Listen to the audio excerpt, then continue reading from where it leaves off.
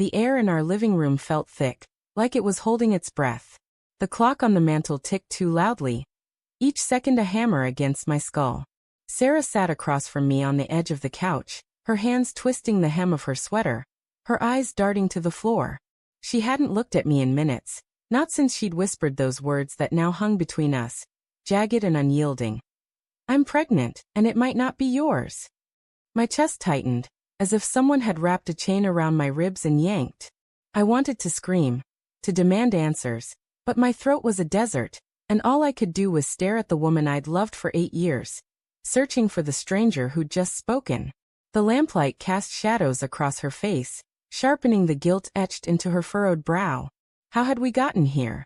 How had I missed the cracks in our life together? It started with small things, didn't it?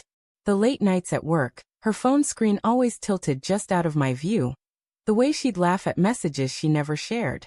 I told myself it was nothing. Sarah was dedicated, ambitious, her marketing job demanding more with every promotion.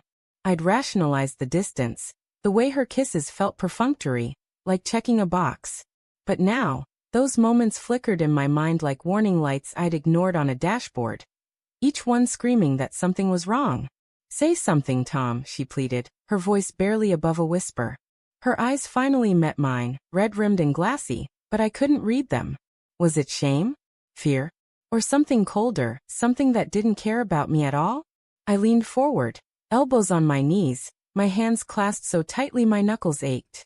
"How long?" My voice sounded foreign, low and raw, like it belonged to someone else. She flinched, as if the question were a slap.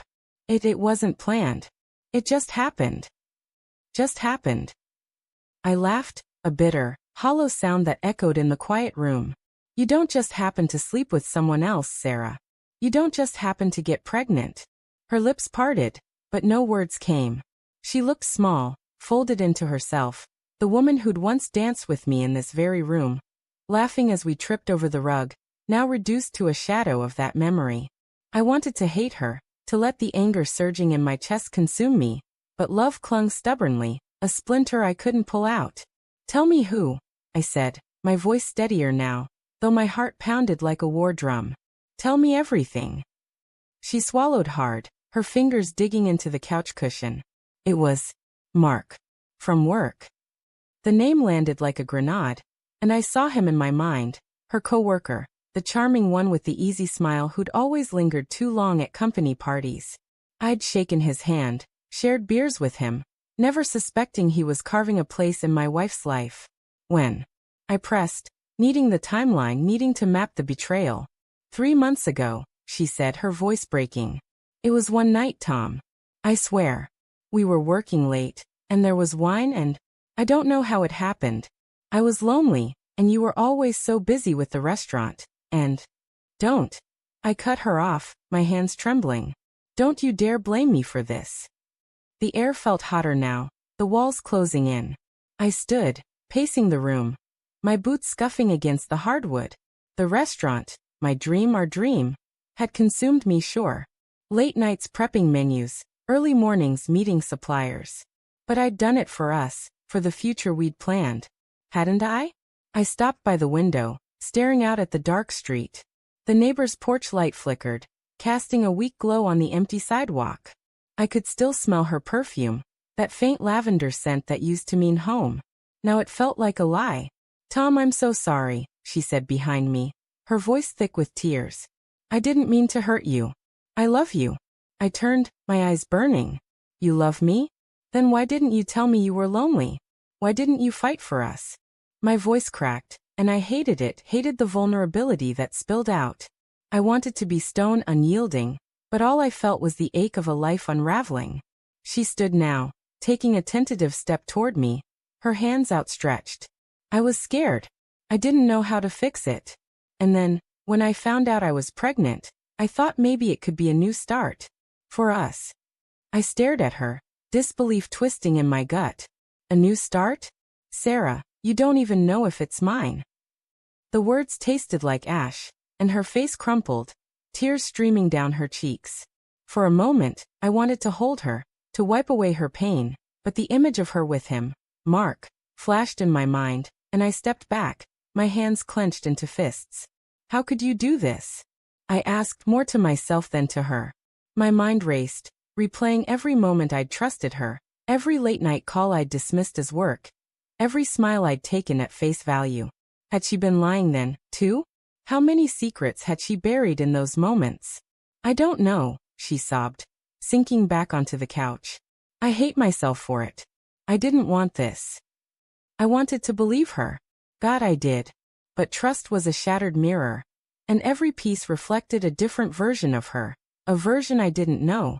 I thought of the pregnancy, the life growing inside her, and my stomach churned. Was it mine? Could I love it if it wasn't? The questions clawed at me, each one sharper than the last. The room felt too small, the air too heavy. I grabbed my jacket from the chair, my movements jerky, desperate. I need to think, I said, avoiding her eyes. I can't be here right now. Tom, please, she called after me, her voice breaking. Don't leave. We can figure this out. But I was already at the door, the cold metal of the knob grounding me as I turned it. The night air hit me like a slap as I stepped outside, the stars above indifferent to the chaos below. I walked, not knowing where, the streetlights blurring through the tears I hadn't realized were falling. Hours later, I found myself at the restaurant, the place that had been my refuge, my pride. The neon sign buzzed faintly, casting a red glow over the empty parking lot. I unlocked the door and stepped inside, the smell of garlic and fresh bread wrapping around me. It was quiet, the kind of quiet that amplifies every thought. I sank into a booth, my hands shaking as I pulled out my phone. There was a text from Sarah. I'm still here. I'll wait as long as it takes. I stared at the words, my thumb hovering over the screen. Part of me wanted to go back, to fight for her, for us. But another part, the part that burned with betrayal, whispered a different truth. Some things, once broken, can't be fixed. Then I noticed it, a small, folded note tucked under a menu on the table. My name was scrawled on it in Sarah's handwriting. My heart stuttered as I opened it, the paper trembling in my hands. It read, I've known for weeks. I was too afraid to tell you. If you can't forgive me, I understand. But know that I'll love you always, no matter what. I crumpled the note, my breath hitching. She'd known. She'd carried this secret, this bomb, and let it tick until it exploded. But as I sat there, surrounded by the life we'd built, I realized the real twist wasn't her betrayal. It was mine. I'd been absent, consumed by work, blind to her loneliness. Maybe I hadn't cheated, but I'd failed her in my own way. The tears came harder now, and I didn't stop them. I didn't know if I could forgive her, or if I could forgive myself. But as the first light of dawn crept through the restaurant windows, one truth settled in my bones. Whatever came next, we'd face it together, or not at all.